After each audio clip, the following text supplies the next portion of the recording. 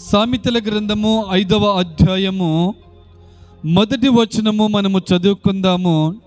నా కుమారుడా, నా జ్ఞాన ఉపదేశము ఆలకింపుము, వివేకము గల నా బోధకు చెవియొగ్గుము. అప్పుడు నీవు బుద్ధి కలిగి నడుచుకుందువు. తెలివిని బట్టి నీ పెదవులు మాటలాడును. Praise the lord. ఇక్కడ దేవుడు ఏమని హెచ్చరిస్తున్నాడంటే, నా కుమారుడా, నా జ్ఞాన ఉపదేశము ఆలకించుము, వివేకము గల నా బోధకు చెవియొగ్గుము అంటున్నాడు. ఏ జ్ఞానం అంటున్నాడు? ఏమని పిలుస్తున్నాడంటే, నా కుమారుడా అంటున్నాడు, నా కుమార్తె అంటున్నాడు. ఈ జ్ఞాన ఉపదేశముని నీవు చెవియొగ్గి ఆలకింపుము. నువ్వు ఆలకించాలి.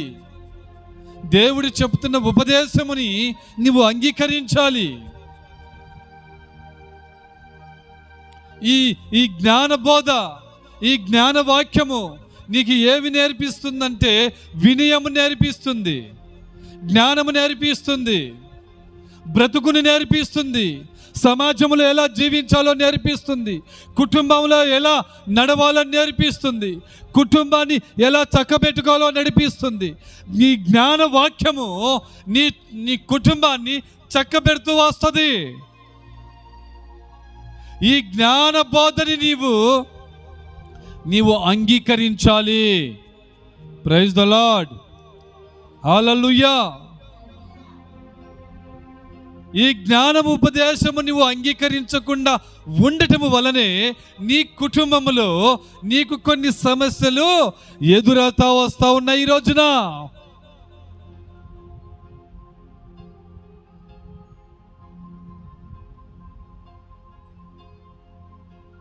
యవ్వన వయస్సు ఉంది కదా, ఆరోగ్యము ఉంది కదా, నాకు బలము ఉంది, శక్తి ఉంది కదా అని నీకు ఇష్టం వచ్చినట్టుగా నీవు ప్రవర్తించకూడదని దేవుని వాక్కు సెలవిస్తా వస్తుంది.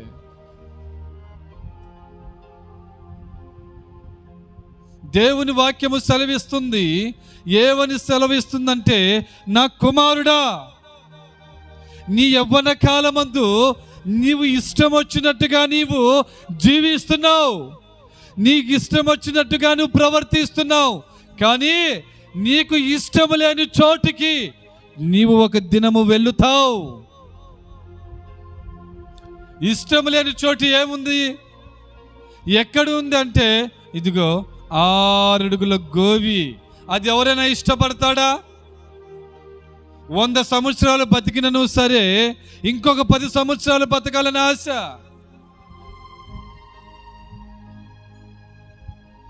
ఇంకో 10 సంవత్సరాలు, ఇంకో 5 సంవత్సరాలు, ఇంకో 20 సంవత్సరాలు, ఇలా బ్రతకాలనే ఆశ నీకులో ఉంటుంది. కానీ నీవు మరణించాలనే ఆలోచన నీకు ఉండదు. అందుకే ఇక్కడ ప్రభు ఏమంటున్నాడంటే, నీవు నా కుమారుడా, నా జ్ఞాన ఉపదేశము ఆలకింపుము, వివేకము గల నా బోధకు చెవియొగ్గుము.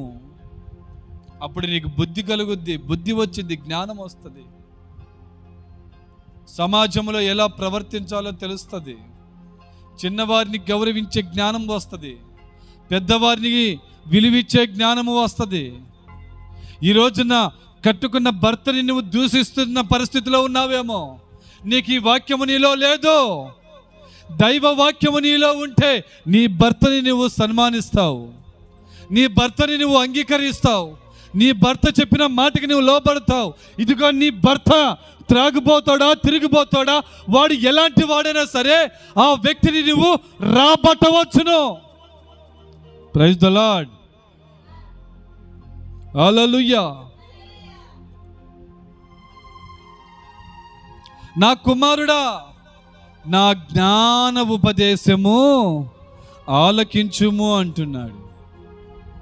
నువ్వు 40 సంవత్సరాలు, 50 సంవత్సరాలు, నువ్వు ఎన్ని సంవత్సరాలు నువ్వు దేవునిలో నువ్వు ప్రయాణము చేసినా నువ్వు గమ్యం లేని ప్రయాణమే చేస్తున్నావు. నీలో వాక్యము లేకపోతే, నీలో దేవుని ఉపదేశము నీలో లేకపోతే నీవు గమ్యము లేని పయనమే చేస్తున్నావు. జాగ్రత్త.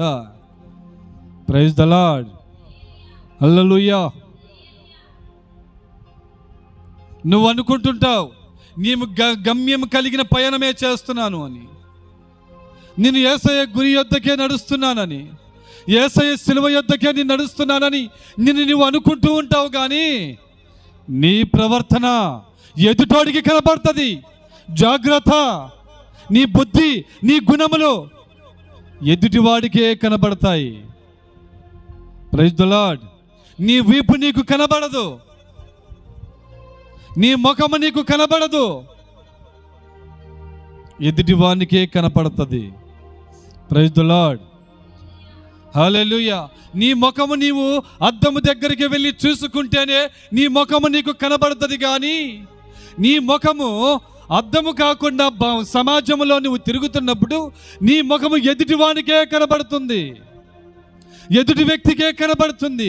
అంటే దానికి దేవుని వాక్యము ఏమని సూచిస్తుందంటే, నీ గుణములు, నీ బుద్ధి, నీ ప్రవర్తన, నీ ఆలోచనలు ఎదుటివానికే సమాజంలో కనబడుతుంది. నీవు గొప్పగా చెప్పుకోవడం కాదు, నేను భక్తురాలని చెప్పుకోవడం కాదు, నేను ప్రార్థనా పరులను అనుకుని చెప్పుకోవడం కాదు.